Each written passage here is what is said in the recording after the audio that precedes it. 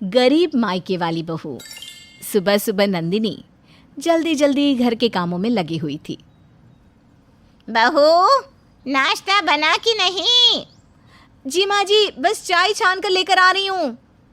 फिर जैसे ही बहू चाय छानने जाती है, उससे भगोना छूट जाता है और सारी चाय जमीन पर बिखर जाती है। क्या गिरा? अंदर आकर देखती है कि पतीला गिरा है।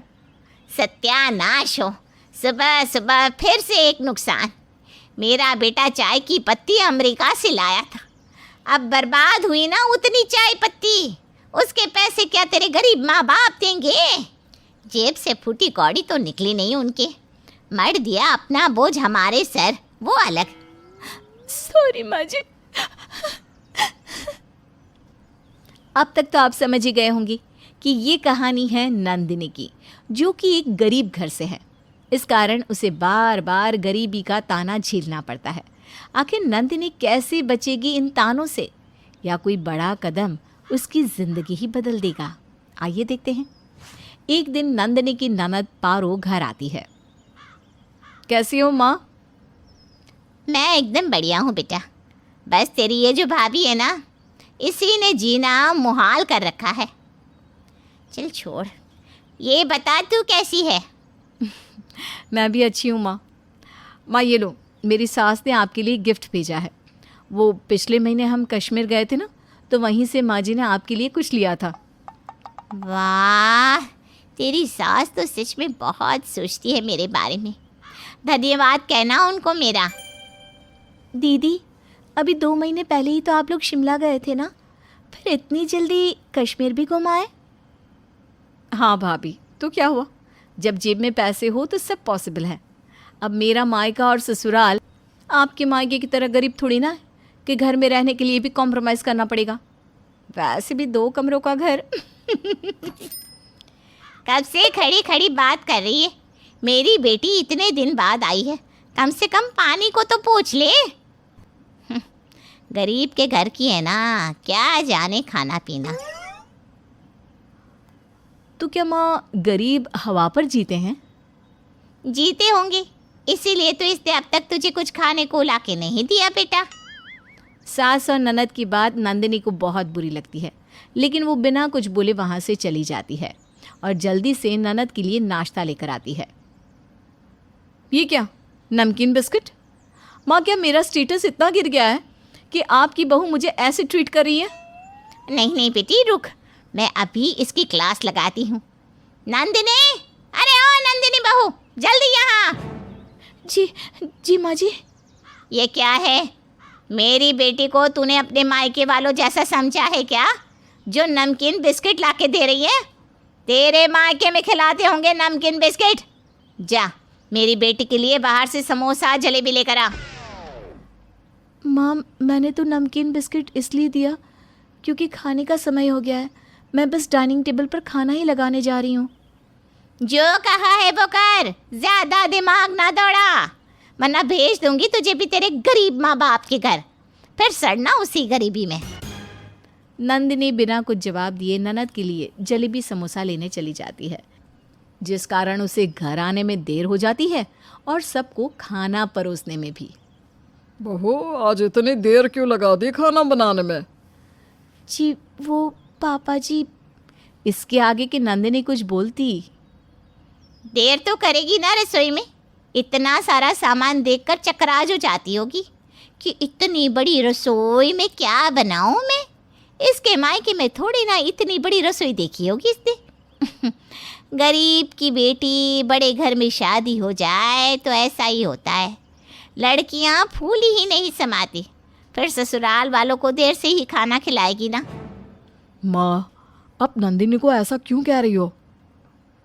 भाई, तू भाभी के लिए माँ से क्वेश्चनिंग कर रहा है?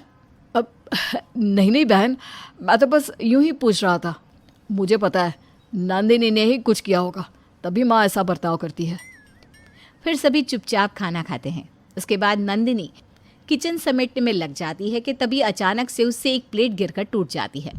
उसी समय पारो पानी पीने वहाँ आती है। सत्यानाश हो भाभी, आप मोम की गुड़िया हो क्या? एक काम ढंग से नहीं कर सकती? आपकी माँ ने कुछ सिखाया नहीं क्या आपको? हाँ, जब इतने महंगे बर्तन होते इसके यहाँ तभी तो माँ सिखाती ना। अब तो धन्ना सेठ के यहाँ आ गई है, अब तो तोड़ फोड़ लगा ही रहेगा, वरना पता कैसे चलेगा कि मायका भले ही गरीब हो, ससुराल वाले तो करोड़पति है। नंदिनी अब भी चुपचाप उनकी बातों को सुनकर शांत हो जाती है और किचन का काम निपटाकर वहाँ से फटाफट सोने चली जाती है कमरे में। नंदिनी, ये क्या हाल बना रखा है तुमने? क्यों, क्या हुआ जी? सारा दिन उदास रहती हो, ना ढंग से सजती हो ना संवरती हो। अभी कुछ दिन तो हुए हैं हमारी शादी को, फिर ऐसा बर्ताव क्यों करती हो? नहीं कुछ नहीं, घर के कामों में बस समय नहीं मिल पाता। तुम नौकरानी नहीं हो, बहुरानी हो इस घर की। समय नहीं मिलता तो समय निकालो मेरी जान। जी। वहीं अगले दिन जब पारो अपने ससुराल जाने लगती है। ये देख बेटी, मैंने तेरे लिए ये साड़ी लाई है। वो सब तो ठीक है माँ, लेकिन ये दूसरी इतनी सस्ती सी साड़ी किसके लिए लाई है माँ?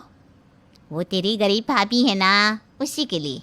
उसे कहाँ महंगे ब्रांडेड कपड़े की आदत है, इसलिए उसके लिए ये लोकल सड़क छाप साड़ी ही ठीक रहेगी बेटा। सही कहा आपने माँ। अच्छा, अब मैं चलती हूँ। फिर पारो अपने ससुराल चली जाती है, लेकिन नंदिनी अब हर बात पर मायके के ताने सुनकर परेशान हो चुकी थी। फिर एक दिन जब सभी बाहर जा रहे होते हैं कि अरे ओ महारानी, तुम कहाँ चली? क्यों, आप लोगों के साथ? और ये घर, ये कौन संभालेगा? तेरी वो गरीब माँ या बाप? जा जाके घर संभाल, तुझे कहीं नहीं जाना। लेकिन माँ। कुछ नहीं, चल चुपचाप, घर में भी किसी का रहना ज़रूरी है। बेचारा बेटा माँ के सामने कुछ नहीं कह पाता। वहीं शाम को। नंदिनी, एक बात बताओ, माँ तुम्हारे साथ ऐसा बर्ताव क्यों करती है? क्योंकि मेरा मायका गरीब है। हर बात पर माँ गरीबी का ताना देती है। इतना तक कि पारो दीदी आई थी तो वो भी मेरे माँ पापा के हालात को लेकर बुरा भला कहती थी। लेकिन ये ठीक नहीं है, मैं माँ से बात करता हूँ। नहीं जी, फालतू में घर में कलेश होगा और मैं नहीं चाहती कि मेरे कारण घर में कोई भी प्रॉब्लम हो। ठीक है। वहीं शाम को नंदिनी के माता पिता उससे मिलने आते हैं। अरे, आप लोग यहाँ कैसे? मैं तो बस अपनी बच्ची से मिलने आई थी। आपको पता नहीं, बेटी के ससुराल खाली हाथ नहीं जाते। अरे कुछ नहीं तो एक मिठाई का डिब्बा ही लेते आते। बैठिए, मैं नंदिनी को बुलाकर लाती हूँ। अरे सोफे पर कहाँ जा रहे हैं? यहाँ ज़मीन पर बैठिए। यहाँ? हाँ, यहाँ। फिर वो नंदिनी को बुलाती है। वहीं नंदिनी अपने माता पिता को ज़मीन पर बैठा देखकर काफ़ी हैरान होती है। माँ पापा, आप यहाँ क्यों बैठे हो? उठो, अब मेरे कमरे में चलो। कहीं नहीं जाएंगे, ये यहीं मिल ले और यहीं से विदा कर। आप लोग यहाँ क्यों बैठे थे? वो सब छोड़ बेटी, मैं तो तुझसे मिलने आई थी। बहुत दिन हो गए ना तुझे देखे, तो बस मन किया कि मिल लो। हाँ बेटा, अब दिल को सुकून मिला तुझसे मिलकर। अब हम चलते हैं। माता पिता तो वहाँ से चले जाते हैं, लेकिन अब नंदिनी का गुस्सा फूट पड़ता है और वो ये निश्चय कर लेती है कि सास को सबक सिखा कर रहेगी। अब नंदिनी कोई काम ढंग से नहीं करती और सास जो काम करने जाए उसे भी बिगाड़ देती और फिर सास का डायलॉग सास को ही चिपका देती। एक दिन सास के हाथ से उसका मोबाइल गिर जाता है। ओहो, ये तो गिरकर खराब हो गया। बहू, ये मोबाइल अंश को दे के बनवाने को कह देना। अपने पति को कहो ना, मेरे पति को क्यों? और मोबाइल कितना महंगा आता है, संभाल कर रखा कीजिए। आपके अमीर मायके वाले नहीं देके गए ये। अमीरी तो बस दिखावा है, जेब से फूटी कौड़ी नहीं निकलती उनकी। आती हैं तो सूखा लड्डू लेकर, जिसे कुत्ता भी ना खाए। सास बहू को एक टक देखती रह जाती है। ऐसे ही अब हर बात पर बहू सास को जवाब देने लगती है।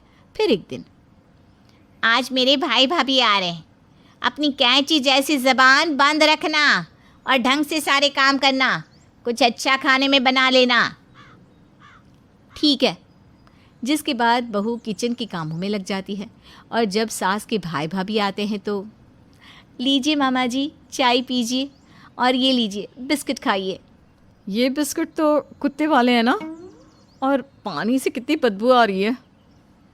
हाँ तो क्या हुआ, ज़मीन के नीचे का पानी है, वो तो अच्छा होता है। और बिस्किट कुत्ते वाली है तो क्या हुआ, आपका स्टेटस मेंटेन करने के लिए सबसे महंगी बिस्किट लाई हूँ मैं। दीदी क्या है ये, आपने हमारी इंसल्ट करने को यहाँ बुलाया है क्या हमें? अरे नहीं नहीं भैया, ऐसा नहीं है। बहू जाने क्यों ऐसा कर रही है। शांति से ढंग से काम कर, वरना तुझे भी तेरे फटीचर माँ बाप के पास भेज दूंगी। सॉरी माँ जी। मामा मामी चलिए हाथ मुंह धो लीजिए, खाना तैयार है। डाइनिंग टेबल हर प्रकार के खाने से भरा होता है। ये देखकर सभी बहुत खुश होते हैं। चलो बहू ने नाक कटाने से तो बचा लिया। लेकिन मामी एक निवाला खाते ही, थू, ये क्या, खाने से कितनी स्मेल आ रही है। हाँ बहू, तुमने आज ही इतना खाना बनाया और इतनी जल्दी खराब हो गया? नहीं नहीं मामा जी, ये सब खाना तो 1 महीना पुराना है, आज फ्रिज से निकाला ताकि सब खत्म हो जाए। ये देखकर मामा मामी को बहुत गुस्सा आता है। दीदी आज के बाद अगर हमारी इंसल्ट करानी हो ना तो कभी घर मत बुलाना। हाँ, और अगर मेहमान की खातिरदारी करनी नहीं आती तो हमारे घर आ जाओ दीदी, हम सिखा देंगे। वैसे भी हम तुम्हारे ससुराल वालों की तरह गरीब नहीं है। आज पहली बार सास को गरीबी का ताना मिला था। ये सुनकर सास गुस्से से बौखला जाती है और बहू पर भड़क जाती है। तूने ऐसा जानबूझकर किया ना, मैं सब जानती हूँ। हाँ, जानबूझकर ही किया ताकि आपको सबक मिले। आपके मायके वालों के साथ गलत हुआ तो आपको गुस्सा आया, आपको गरीबी का ताना मिला तो इतना बुरा लगा। और मेरे बारे में सोचो, जब से आई हूँ एक दिन भी ऐसा नहीं कि आपने मेरे मायके वालों को बुरा भला नहीं कहा हो, लेकिन मैंने तो सब सह लिया। इसके बावजूद आपने मेरे मम्मी पापा की बेइज्जती की, बस उसी का सबक था ये। ये सुनकर सास को अपनी गलती का एहसास होता है। माफ़ कर दे मुझे, मेरा दिमाग खराब हो गया था, मैं कभी ऐसा नहीं करूँगी। जिसके बाद सास बहू को गरीब मायके का ताना देना बंद कर देती है और हंसी खुशी से अपनी बहू को रखती है।